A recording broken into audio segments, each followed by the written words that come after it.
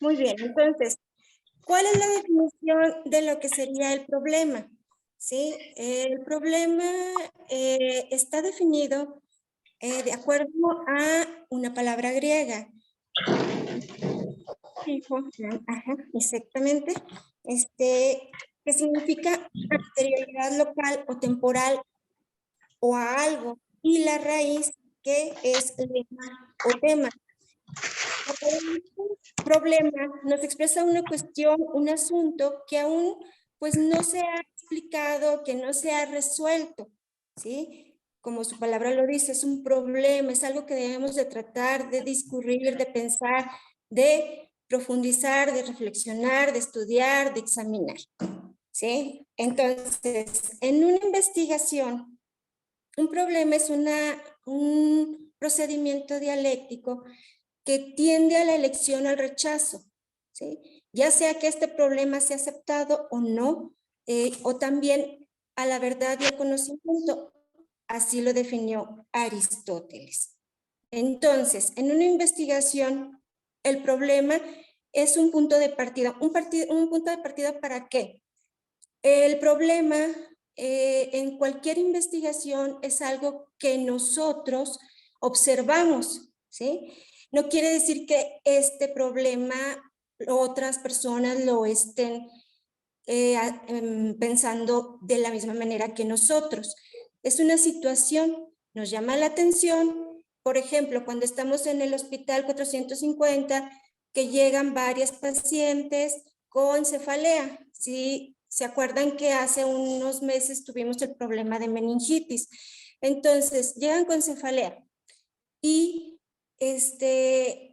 al principio no se tomaba tanto en cuenta este problema, simplemente decían, tiene cefalea, pues le damos un paracetamol, ¿verdad? Es un principio.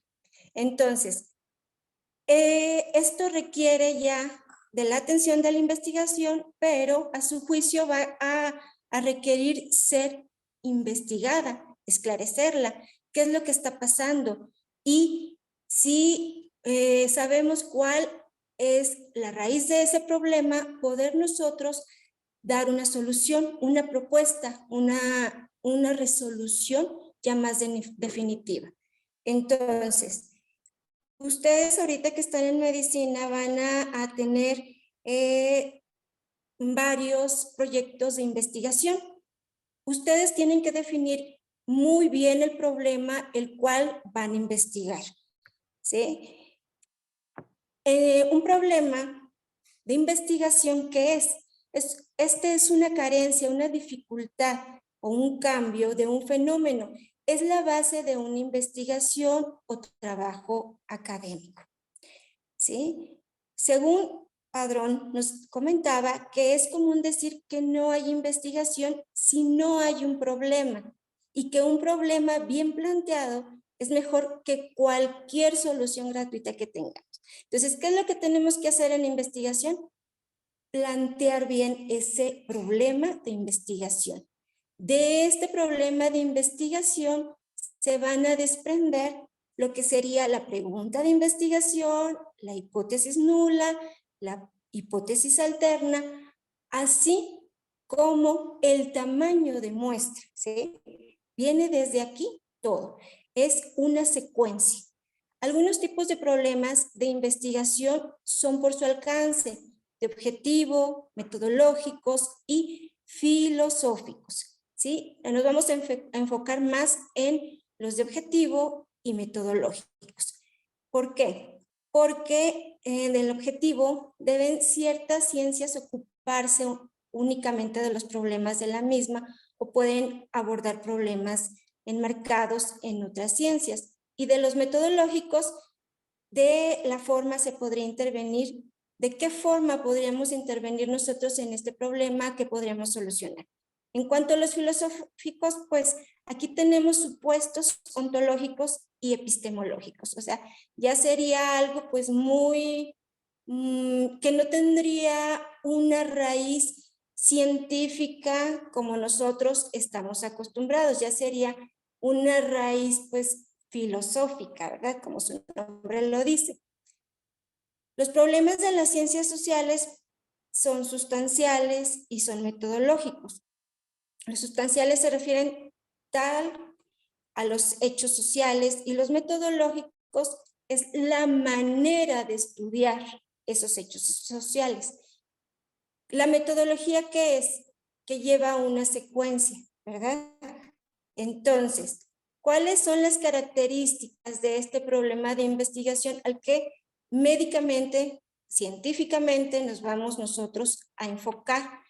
¿Y qué características deben de tener? Primero, deben de tener solución. El problema planteado debe ser expresado primero con claridad y precisión. Los problemas deben ser capaces de ser observados empíricamente, ¿sí? Y la formulación del problema debe tener explícitas las variables que se relacionan en esta investigación. Aquí es muy importante las variables que van a intervenir en este problema de investigación. Si nosotros abarcamos demasiadas variables, el problema, ¿sí?, también va a incrementarse. Entonces, el resultado va a estar sesgado. ¿Qué es lo que tenemos que hacer? Que estas variables sean las menos que se puedan, ¿sí? Para que nosotros podamos demostrar que el problema existe o no existe. Así nosotros lo podemos definir claramente y a modo de una pregunta que no abarque tantas variables que pudieran a nuestra investigación llevarla por otra situación, no por la que nosotros estamos investigando y que el resultado sea el mejor. Entonces, el planteamiento de este problema también implica la posibilidad de hacer una prueba empírica y de poder observarse en la realidad, ¿sí? ¿Qué condiciones debe de cumplir un problema?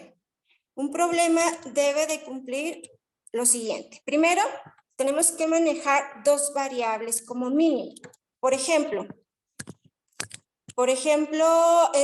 nosotros queremos saber si la obesidad tiene alguna correlación, ¿sí?, en ciertas enfermedades, como por ejemplo lo que sería hipertensión, diabetes, dislipidemia.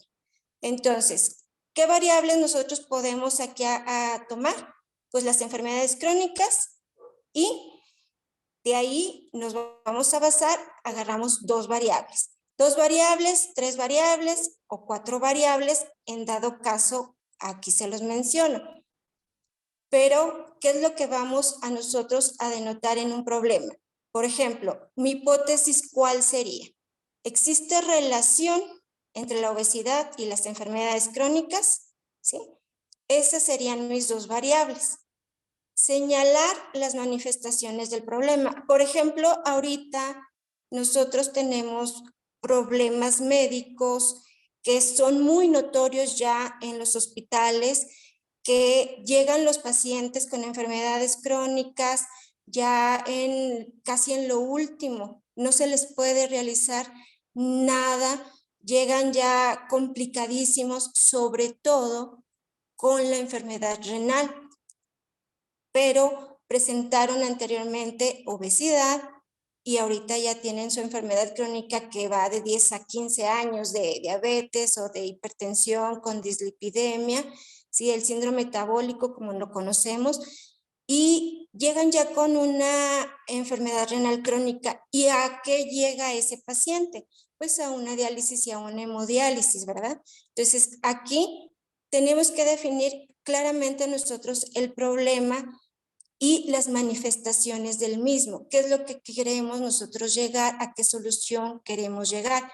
Por ejemplo, en este problema de insuficiencia renal, todo mundo en papel, en teoría, nos ha dicho que pues hay que disminuir la obesidad, pero el problema ahorita lo tenemos ya aquí, ¿sí? Está saturadísimo tanto el hospital, el 450, por ejemplo, que es en Durango, y tenemos saturado el ISSSTE y el IMSS con enfermedades renales. Y todos requieren diálisis o hemodiálisis y el costo es altísimo. Entonces, ¿cuál sería aquí nosotros tener la solución manifestando primero todo el problema con claridad y delimitar todos los aspectos y nosotros dar una solución? ¿Se puede o no se puede ayudar a estos pacientes? ¿Cuánto cuesta el tratamiento? ¿Qué tratamiento es mejor? ¿Qué tratamiento les ayudaría? Este es un problema, ¿sí? Entonces, aquí manejamos ahora ya otra variable, que sería la enfermedad renal crónica, ¿sí? Entonces, podemos nosotros tener estos problemas ya sean descriptivos solamente o explicativos. ¿A qué nos referimos con los descriptivos?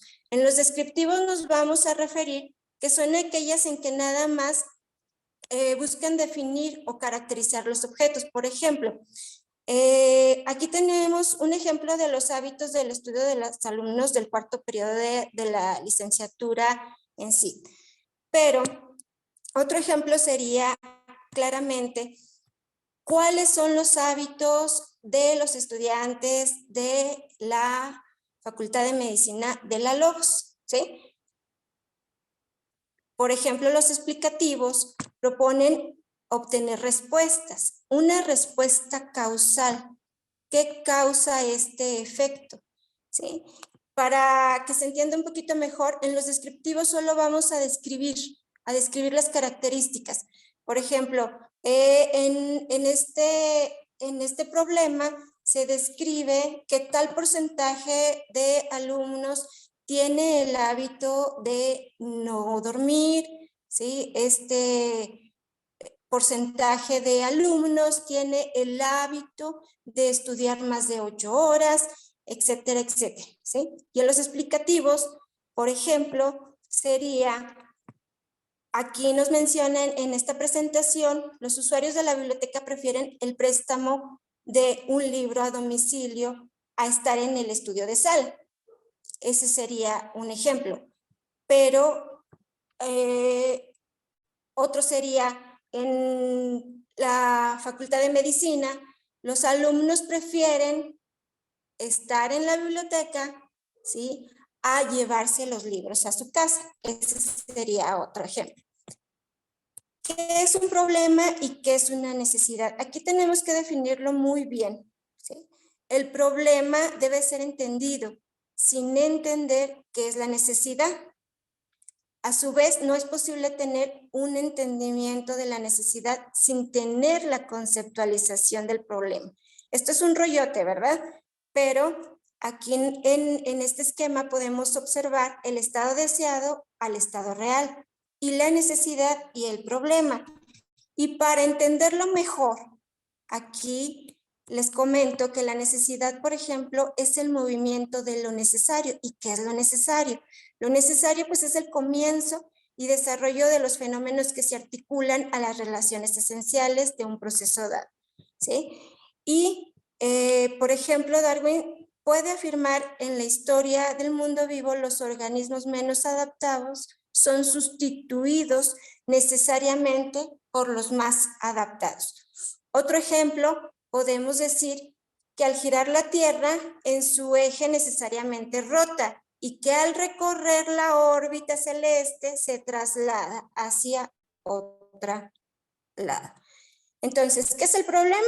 Pues es la situación existente que genera efectos negativos en un objeto de conocimiento. Entonces, ya que definimos la necesidad y el problema, aquí tenemos otro ejemplo.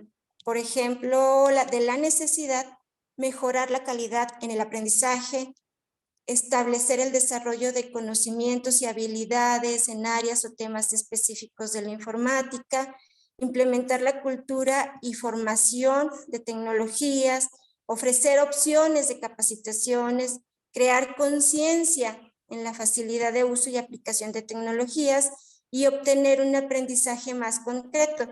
En cuanto al problema, por ejemplo, la falta de recursos, ¿sí?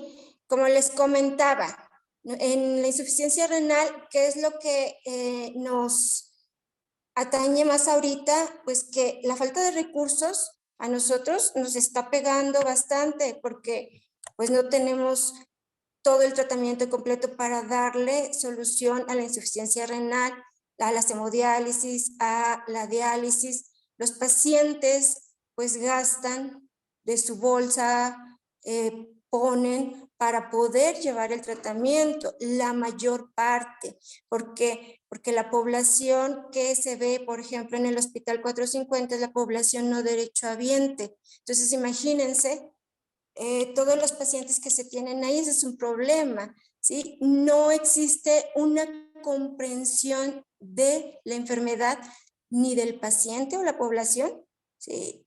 Y el médico, aunque trata y trata y trata de explicar, la verdad no. La falta de disponibilidad es un problema, ¿sí?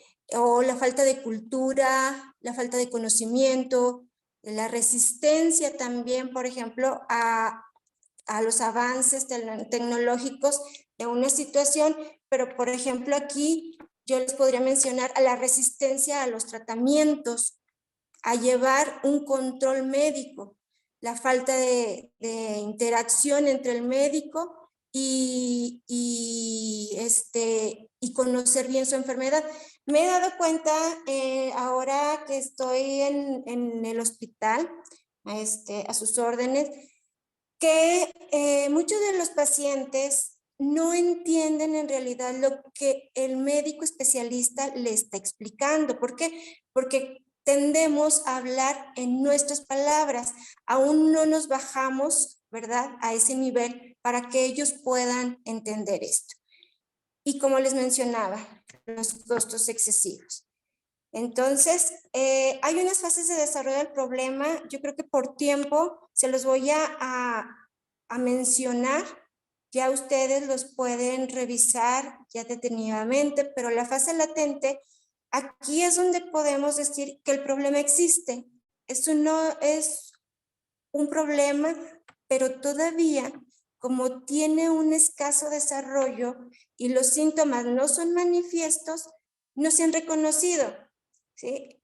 Un ejemplo, les voy a comentar porque también me tocó estar en la pandemia, en COVID, en urgencias. Cuando inició la pandemia y nos dijeron, este es el COVID y estos son los síntomas, ¿sí? Y teníamos nosotros entendido a buscar ciertos síntomas.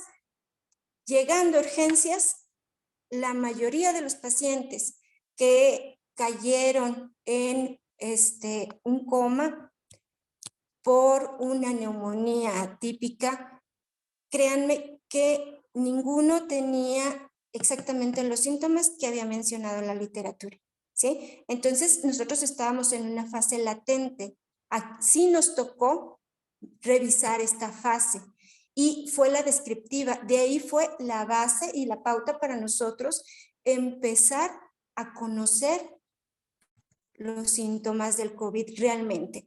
La Doctora, mayoría de los pacientes, sí. si gusta, comenzamos la reunión otra vez, que ya se nos va a acabar el tiempo para poder proseguir con la exposición. Si se puede, claro que sí, Ahí les porque vuelvo a falta, mandar el link en un momento, ¿eh? sí, Ahí me gracias. disculpa. No, disculpa ustedes. Se apure, no se apure. En esta no. Aquí nosotros ya podemos ver con más seguridad el problema. En la fase de solución, que es la fase 3, ya finalmente aquí hallamos una fase de solución en la cual el problema, además de existir, pues es reconocido. Ya sabemos que nuestros demás compañeros médicos, científicos ya identifican este problema y podemos decir cuál es la causa y efecto de este problema. ¿Sí? Se pretende ya dar una solución y podemos decir que este problema ya entró en una fase, pero de formulación.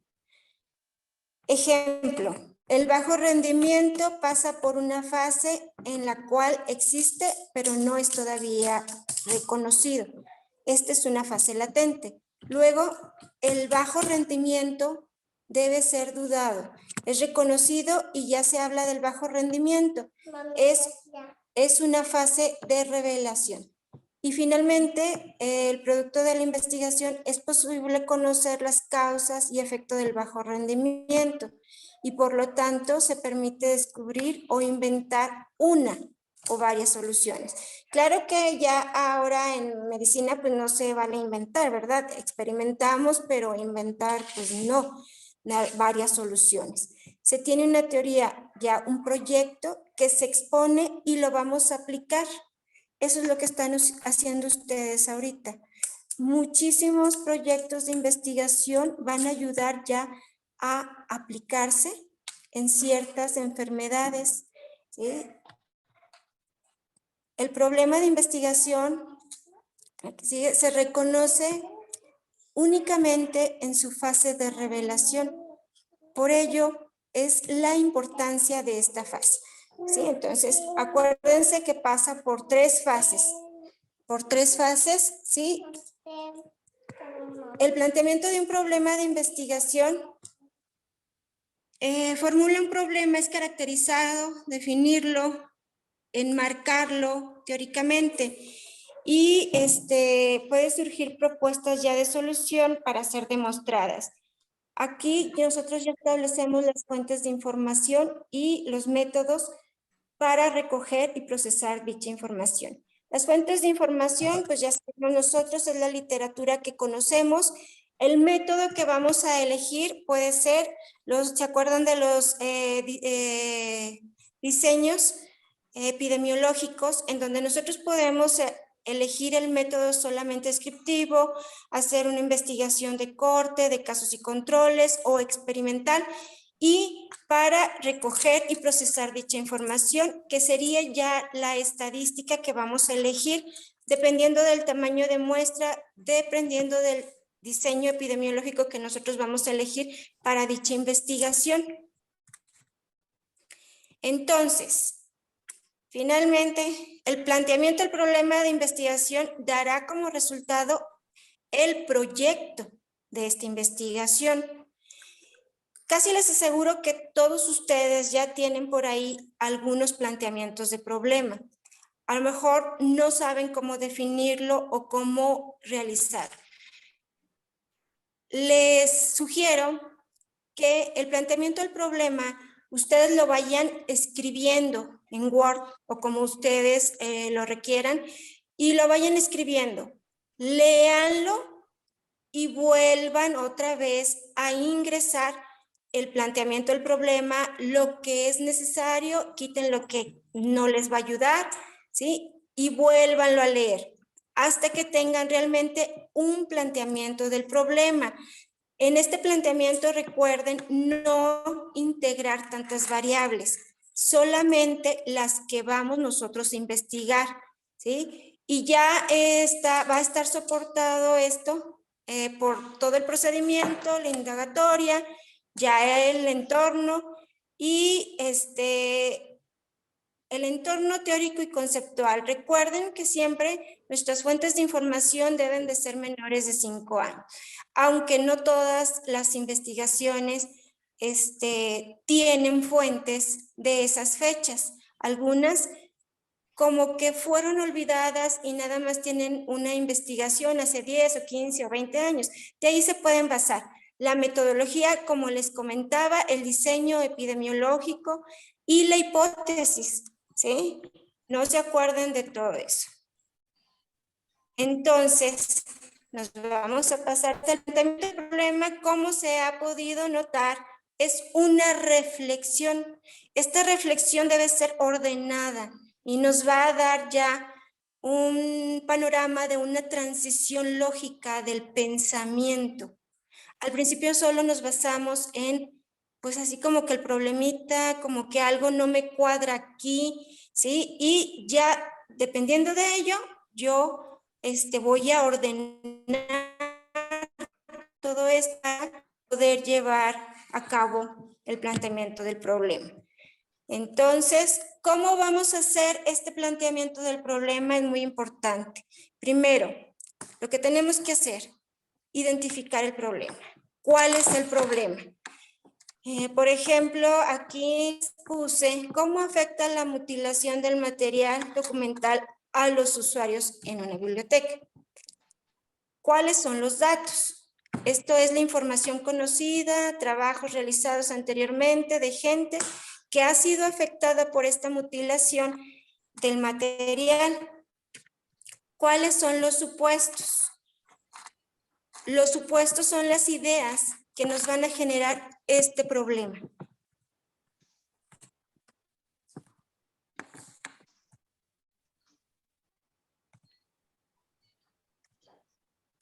Disculpen.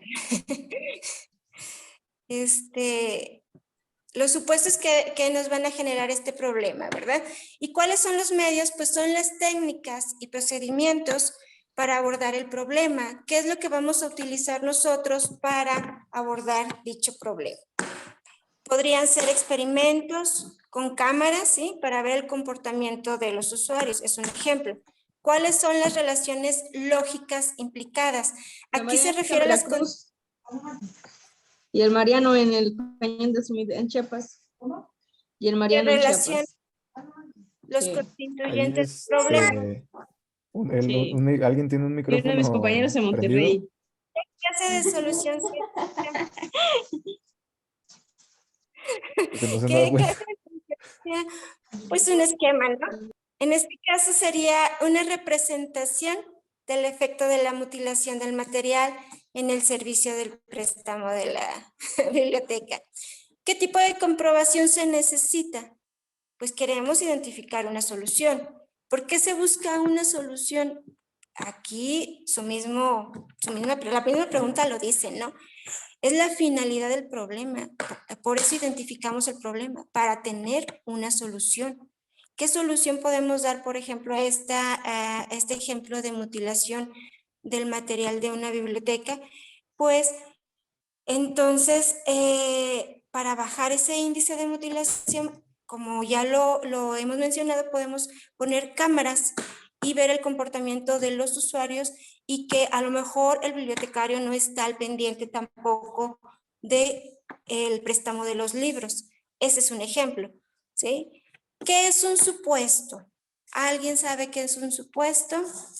Bueno, un supuesto pues es una solución tentativa al problema de investigación, ¿sí?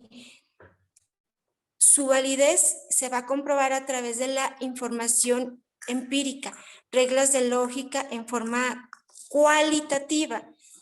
Recuerden que lo cualitativo es aquello que se refiere a lo que tiene una cualidad, ¿sí? Son conjeturas acerca de las características, causas o problemas específicos acerca del fenómeno que se estudiará. ¿Qué hay? ¿Cuál es la diferencia? Les había comentado anteriormente que dependiendo del planteamiento del problema, nosotros vamos a tener la pregunta de investigación y de ahí nos vamos a ir a una hipótesis. ¿Y cuál es la diferencia entre una hipótesis y un supuesto? ¿Sí? El supuesto nosotros lo podemos definir como los índices de lectura han disminuido en niños primarias desde que existe la televisión.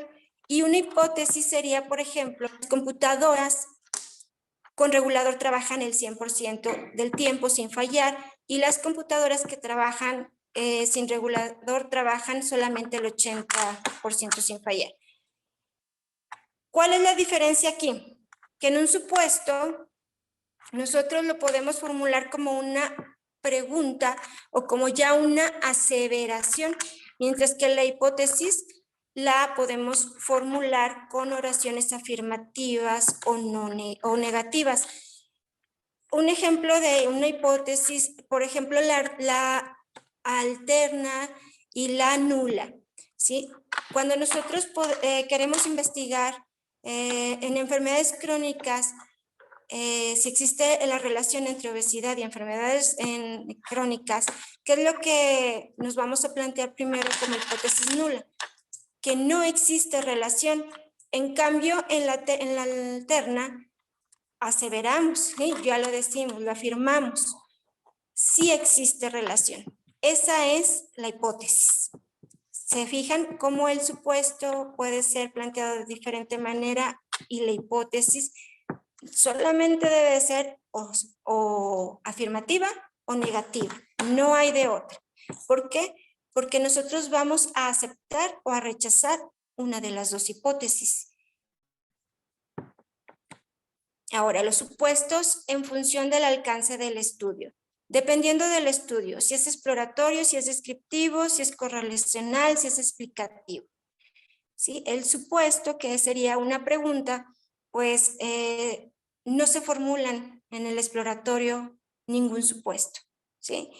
En el descriptivo, solo se formulan cuando nosotros pronosticamos un hecho o un dato, que decimos que el 60% de los pacientes investigados van a tener cierta enfermedad, ¿sí? O correlacional. Se formula un supuesto correlacional. Existe correlación entre dos enfermedades. El explicativo ya es cuando nosotros decimos, esta es la causa de esta enfermedad, ¿sí? Entonces, ya como a manera de conclusión, los problemas como tal no existen, ¿sí? Probablemente el problema que nosotros nos estamos planteando para otra persona no sea como para él un problema, algo negativo. Es el investigador quien los plantea. Si sus inquietudes así lo requieren, su capacidad de observación y de conocimientos. No todos observamos lo mismo.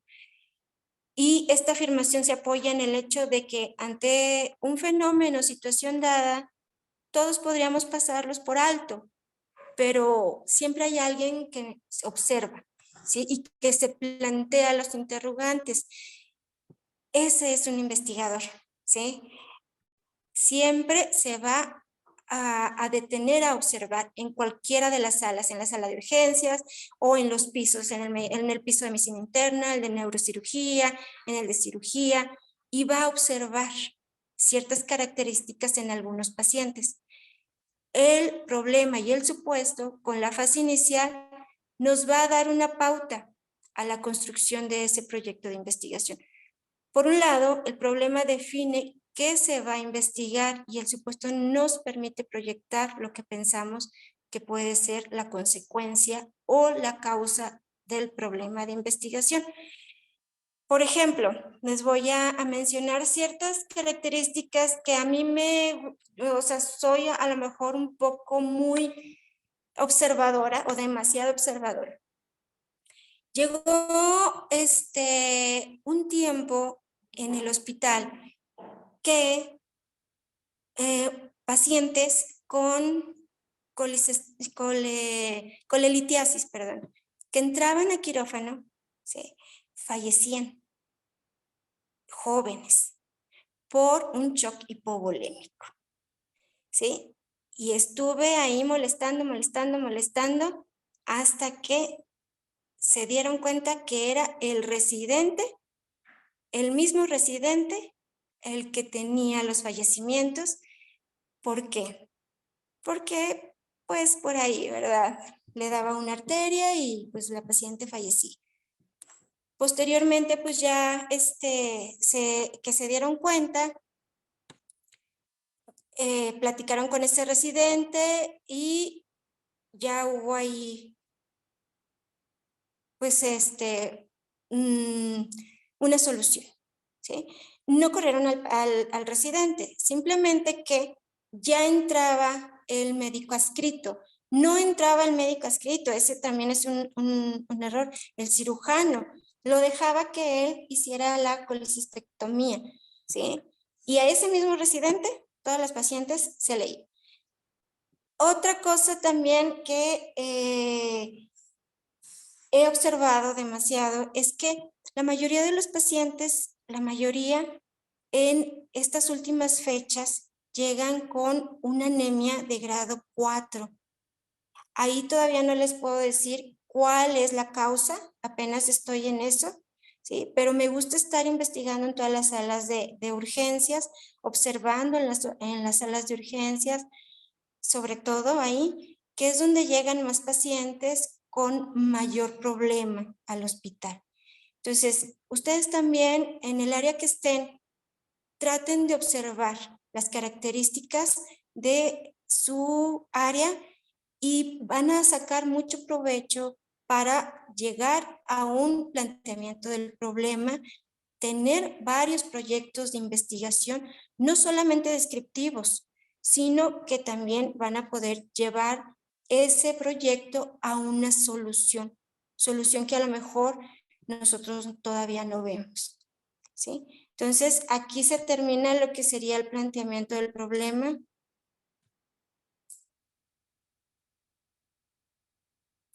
Me gustaría nada más comentarles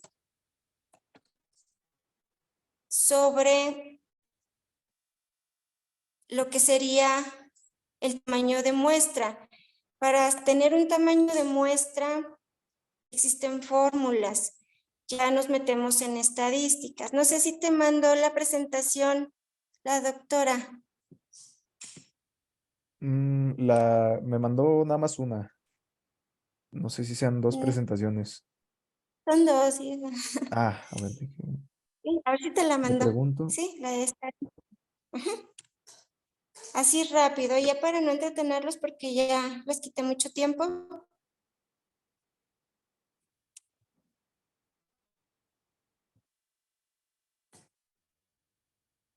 Para que puedan verlo todos.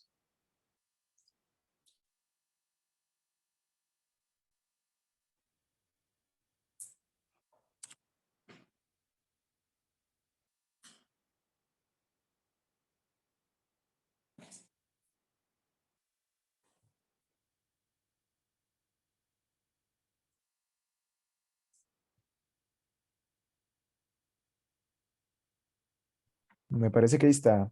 No sé si Ajá. desean confirmar. Ok. Presentación, muy bien. Permíteme tantitito. Bueno, disculpen. La estadística. Bueno, la estadística es una herramienta de apoyo para nuestra investigación. ¿Sí? No sé si ya llevaron alguna clase de estadística, pero por lo general nos enseñan la estadística descriptiva. Existe otro tipo de estadística que es la inferencial. La inferencial es en donde nosotros podemos comparar varias variables y, como les comentaba, dependiendo del diseño epidemiológico, podemos elegir el tamaño de muestra y poder hacer inferencias, ¿sí? Entonces, no me voy a tardar mucho, lo voy a hacer rápido. Pues la estadística básicamente se utiliza como una tecnología. Tecnología, pues al servicio de las ciencias, en donde la variabilidad y la incertidumbre forman parte de nuestra naturaleza. La bioestadística, que ocupa la medicina, enseña y ayuda a investigar en todas las áreas de ciencias de la vida, donde la variabilidad no es la excepción, sino la regla, ¿verdad? Entonces, la estadística, si quieres la que sigue, sí, la podemos definir como la estadística descriptiva, de probabilidad y de inferencia. La descriptiva es la sistematización, la recogida y ordenación y presentación. ¿Cuál es esta? En donde nosotros describimos, por ejemplo, el porcentaje de alguna situación, la proporción de alguna situación. ¿Cómo lo hacemos? Mediante una encuesta. Hacemos una sistematización, recogemos los datos, ordenamos los datos y se presentan. En cambio, en la probabilidad es deducir las leyes que rigen estos fenómenos, ¿sí? Probablemente ocurrirá, probablemente no. En cuanto a la inferencia, pues aquí es esa forma de hacer previsiones sobre los mismos, tomar decisiones y obtener conclusiones. Por ejemplo, en medicina interna es en donde más se realizan proyectos de investigación con la experimentación de ciertos tratamientos, ¿sí? Y aquí podemos hacer una inferencia. Por ejemplo, en la insuficiencia renal, me vuelvo a meter otra vez en esto, ellos han experimentado con varios tratamientos y llegamos a ciertas conclusiones, ¿sí? A pesar de que dan ciertos tratamientos y que son de patente y que son muy carísimos, no han logrado disminuir las complicaciones de esta insuficiencia renal. Por ejemplo, una falla cardíaca, ¿sí? Una coagulación intravascular, o sea, no ha podido disminuir. Esa es una inferencia. Cuando nosotros observamos, ¿sí? Por ese tratamiento, nosotros decimos, bueno, este tratamiento a mí me está diciendo la literatura que es bueno, yo lo quiero aplicar en mis pacientes.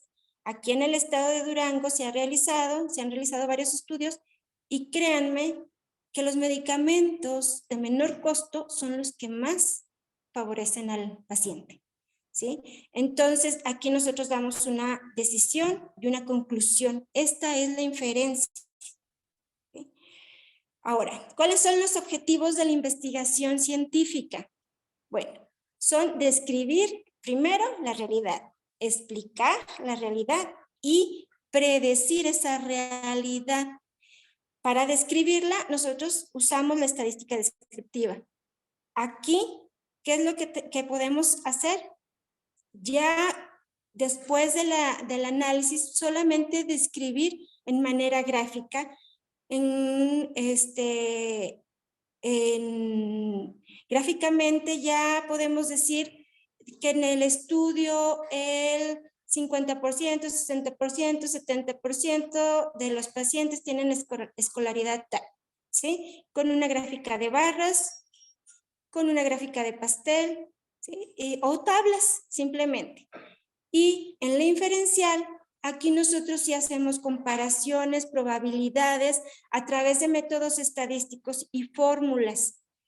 Son infinidad de fórmulas, ahorita no nos vamos a poder meter, pero me meto en lo que es estadística porque dependiendo del planteamiento del problema, ustedes van a necesitar un tamaño de muestra. ¿Nos adelantamos un poquito? Sí. En la estadística, aquí es la estadística inferencial, en donde cuando queremos nosotros una afirmación, ¿sí? Vamos a tomar un tamaño de muestra, pero ¿qué tipo de tamaño de muestra? ¿Cómo lo vamos a hacer? ¿De acuerdo a qué? Primero tenemos un todo. Ese todo, ¿qué es? Nuestra población, ¿sí? Pero nosotros, para poder realizar esa investigación, aplicar la fórmula que nosotros vamos a probar, es una parte, y para ello requerimos un tamaño de muestra. Esa muestra puede ser al azar, puede ser una probabilidad o ser representativa y probabilística. ¿Cómo se toma un tamaño de muestra? Por ejemplo, si yo quiero realizar un estudio en la población del estado de Jalisco, ¿sí? Puedo tomar toda la población, todo el tamaño de su población, abarcando todas las áreas, tanto rurales, urbanas, suburbanas, o solamente una parte, puede ser rural, simplemente, o puede ser nada más en una escuela, ¿sí? O en una maquila. Esta tiene que ser representativa, tiene que ser probabilística, dependiendo si es aleatoria, si es sistemática o si es estratificada o de conglomerado. Entonces, esto nos va a permitir a nosotros hacer inferencias, ¿sí? Deducciones, para que nos podamos entender. Aquí en los pasos del estudio estadístico, primero nos tenemos que plantear una hipótesis, sobre una población. ¿Qué hipótesis? Un ejemplo es, por ejemplo, los fumadores tienen más bajas laborales que los no fumadores. ¿En qué sentido? En mayor número, en menor número, en tiempo medio, ¿sí? Esta es una hipótesis. Decidir qué datos recoger, ¿sí? Aquí nos vamos a basar en qué individuos pertenecerán al estudio. Por ejemplo, fumadores, no fumadores, en edad laboral, criterios de exclusión, cómo se eligen esos criterios de exclusión, descartamos los que padecen otras enfermedades crónicas, qué datos vamos a recoger de los mismos, qué variables, ¿sí? Acuérdense que una variable es un atributo, el número de bajas, el tiempo de duración de cada baja, sexo, el sector laboral, etcétera, etcétera. Muchos factores que intervengan en esta hipótesis. La hipótesis, recuerden, los fumadores tienen más bajas laborales que los no fumadores. Esa es la hipótesis. Ahora, ¿cómo vamos a recoger estos datos? El muestreo, ¿cómo lo vamos a hacer? ¿Estratificado o sistemático? ¿Sí? Describir, resumir los datos obtenidos es el tiempo medio de baja en fumadores y no. Porcentaje de bajas por fumadores y sexo, frecuencias, gráficos, estadísticos. Y para realizar una inferencia sobre la población, los fumadores están de baja al menos 10 días entre el año, más de media que los no fumadores. Cuantificar la confianza en la inferencia. El nivel de confianza, ¿sí? Del 95%, significación del estudio, una P del 2%, que sea menor del 5%, ya es muy significativo, ¿sí? Aunque no vamos a tener siempre una significancia estadística en nuestros estudios.